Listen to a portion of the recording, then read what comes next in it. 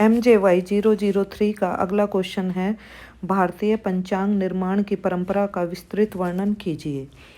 भारत में पंचांग निर्माण की प्रथा लोकप्रियता के साथ वैदिक काल से आज तक प्रचलित है। समय समय पर इसके स्वरूप में परिवर्तन एवं परिष्कार अवश्य हुए हैं तथा अब भी परिवर्धनों एवं परिष्कारों की संभावनाएं बनी हुई हैं। भारतीय पंचांगों का क्षेत्र विस्तृत है, जबकि अन्य देशों में पंचांगों का अति संक्षिप्त स्वरूप देखने को आता है। इसलिए पंचांग के लिए विदेशी भाषा में कैलेंडर शब्द का प्रयोग किया जाता है, जो उनके लिए तो उपयुक्त है, परंतु कैलेंडर शब्द से भारतीय पंचांगों का बोध नहीं हो पाता। वैदिक काल में पंचांग का स्वरूप आज के जैसा नहीं था, परंतु पंचांग निर्माण की परंपरा अवश्य थी। भारतीय ज्योतिष के लेखक आचार्य शंकर बालकृष्ण दीक्षित जी के अनुसार पंचांग के स्थान पर पहले किसी समय 4 अंग, 3 अंग या 2 अंग भी प्रचलित रहे होंगे तथा लिपि का ज्ञान से पहले आकाशीय दर्शन से इसका ज्ञान कर लेते रहे होंगे। परंतु इतना अवश्य है कि ज्योतिष की स्थिति तथा गोलीय वेद के प्रमाण एवं संकेत आदि प्राचीन काल से प्रचलित रहे हैं। दीक्षित जी ने इसे ज्योति दर्पण कहा है। पंडित दीनानाथ शास्त्री जी के अनुसार वैदिक काल में 4 प्रकार के सुपर्णचिति, कंकचिति आदि पंचांग बनते थे। पंचांग 5 अंगों का संवेद स्वरूप है। उन 5 अंगों के नाम क्रमशः इस प्रकार हैं: तिथि, वार, नक्षत्र, योग एवं करण। इन 5 अंगों के आधार पर ही किसी भी शुभ कार्य हेतु समय का निर्णय लिया जाता है। जहाँ ये अंग हमें शुभ अशुभ समय का ज्ञान कराते हैं, वहीं ये हमें आकाशीय दर्शन में भी सहायक होते हैं। पूर्व में सिद्धांत ग्रंथ के अनुसार पंचांग का निर्माण होता था।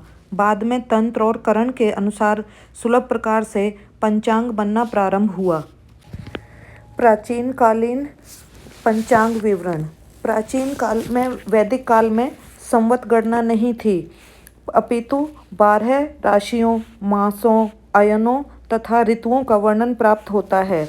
ज्योतिष शास्त्र के अनुसार वैदिक काल की वर्ष गणना तथा मास गणना सायन सूर्य की गति पर आधारित है, क्योंकि ऋतुओं एवं अयनों का निर्माण चंद्र के अनुसार नहीं होकर सायन सूर्य के अनुसार ही होता है। ऋग्वेद के अनुसार यह स्पष्ट है कि सौरमासों एवं चंद्रमासों के समन्वय हेतु प्रति तीसरे वर्ष एक अधिमास जोड़ने की व्यवस्था आज के भारतीय पंचांग की तरह ही थी। प्राचीन काल में वैदिक मास व्यवस्था थी। वैदिक मास के नाम इस प्रकार हैं: मधु माधव, शुक्र शुचि, नभ नभस्य, ईश ऊर्ज, सह सहस्य, तप तपस्य। कालांतर में वैदिक मासों के नामों का उपयोग साहित्य में पर्यायवाची के रूप में ही रह गया और सर्वसाधारण उनके नाम से अपरिचित होकर रह गए, परंतु ज्योतिष के विद्यार्थियों को वैदिक मासों के नाम अवश्य जानने चाहिए। मधुमास।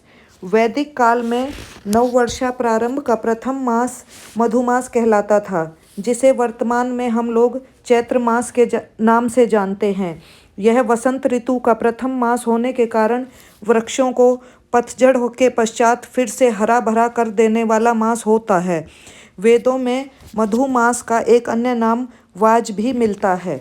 चैत्र में मधु के अतिरिक्त नया अन्न भी उत्पन्न होता है। जिस महीने में सर्दी, गर्मी, वर्षा इनमें से किसी भी प्रकार का कष्ट न हो, भोजन की समस्या न हो और मन उमंग तथा उल्लास से युक्त हो, ऐसा मधुमास ही सचमुच में वर्ष का प्रथम मास होने का अधिकारी होता है। क्या जनवरी में वो बात है जो मधुमास में है?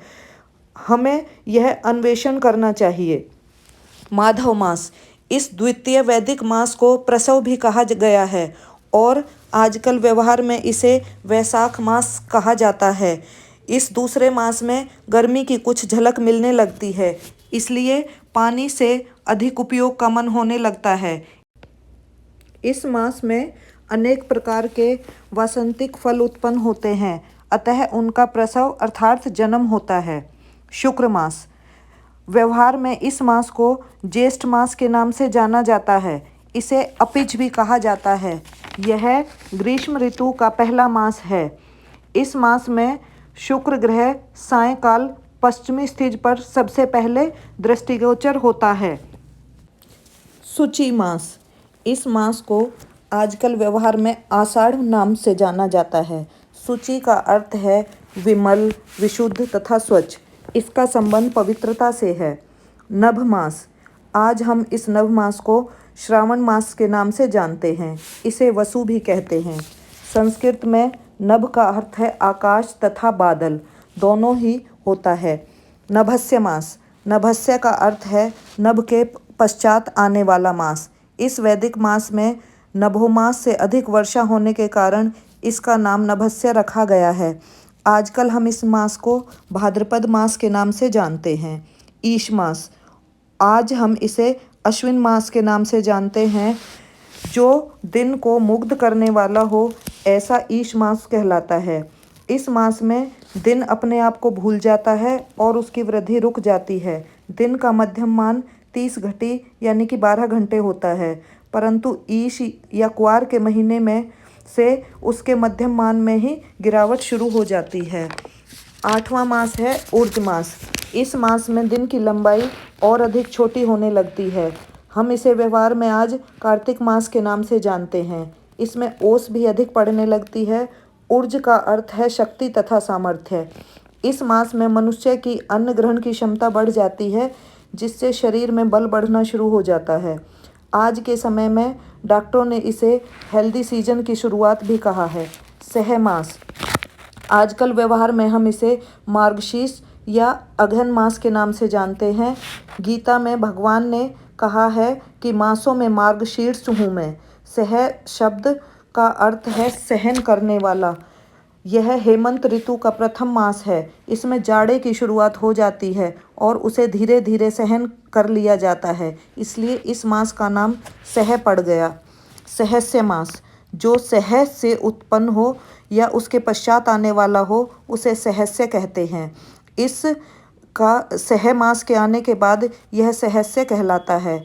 इसमें जाड़ा बढ़ने से मनुष्य को पूर्व के मास से अधिक ठंड सहन करनी पड़ती है। हम आजकल इसे पौष मास के नाम से जानते हैं। तप मास। जिस मास में बिना अग्नि सेवन के काम नहीं चलता, यानी कि तपने के बिना काम नहीं चलता, वेदों में इसे तपोमास कहा गया है। आजकल हम इसे माघ मास के नाम से जानते हैं। कई लोग इस मास की घोर सर्दी जल में खड़े होकर गायत्री तप और ध्यान करते थे। तपस्या मास। यह 12वां और अंतिम मास संवत्सर की समाप्ति का मास होता है। आजकल हम इसे फागुन मास के नाम से जानते हैं। इसमें ठंड का प्रकोप और अधिक हो जाता है, अतः इसमें भी अग्नि एवं सूर्य के ताप का सहारा लेना पड़ता है। इसकी समाप्ति पर दिन रात का मान समान हो जाता है। भारतवर्ष में पंचांग निर्माण की परंपरा 3 पक्षों पर आधारित है: आर्य पक्ष, सौर पक्ष एवं ब्रह्मा पक्ष। यद्यपि इन तीनों पक्षों में स्पष्ट सौर्य सिद्धांत को ही कहा जाता है। वारों की उत्पत्ति भी भारतवर्ष में ही हुई थी। भूमंडल में जहाँ जहाँ वार प्रचलित हैं सर्वत्र 7 ही हैं और उनका क्रम भी सर्वत्र एक ही है। अतः वारों की उत्पत्ति किसी एक स्थान में हुई है, यह स्पष्ट है। अहोरात्र शब्द से होरा की उत्पत्ति तथा सूर्य सिद्धांत में वार क्रम की उत्पत्ति का विधान है। ऋग्वैदिक युग में पंचांग। इस युग में पंचांग का ज्ञान केवल वैदिक साहित्य से ही प्राप्त किया जा सकता है, जो विभिन्न कोटियों का है और जिसका समय भी अत्यधिक भिन्न भिन्न है। पंचांग निर्माण का मुख्य आधार। पंचांग के अंगों का मूलाधार भचक्र कक्षा में गतिशील ग्रह हैं। भकक्षा में ग्रहों की स्थिति का मापन ही ग्रह स्पष्टीकरण कहा जाता है।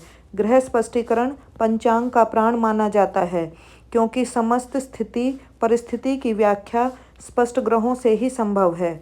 पंचांग निर्माण के अंतर्गत तिथि, नक्षत्र, योग एवं करण साधन का मुख्य आधार है सूर्य एवं चंद्रमा। वार क्रम ग्रह कक्षा के आधार पर आचार्यों द्वारा ही प्रतिपादित किया गया है।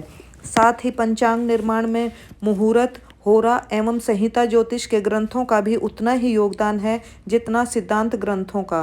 व्रत पर्व मुहूर्त आदि का निर्णय तथा विवेचन के लिए धर्मशास्त्र के ग्रंथ मुहूर्त चिंतामणि, मुहूर्त गणपति, निर्णय सिंधु, व्रतराज, धर्म सिंधु आदि ग्रंथों का उपयोग किया जाता है। संवत्सर आदि के लिए संवत्सरावली ग्रंथ भी अत्यंत महत्वपूर्ण है। पंचांग निर्माण के लिए प्राय त्रिस्कंध ज्योतिष से संबंधित लगभग समस्त ग्रंथों की आवश्यकता कम या अधिक हर रूप में किसी न किसी की पड़ती है। इसलिए समस्त ज्योतिष का सार है पंचांग। धन्यवाद।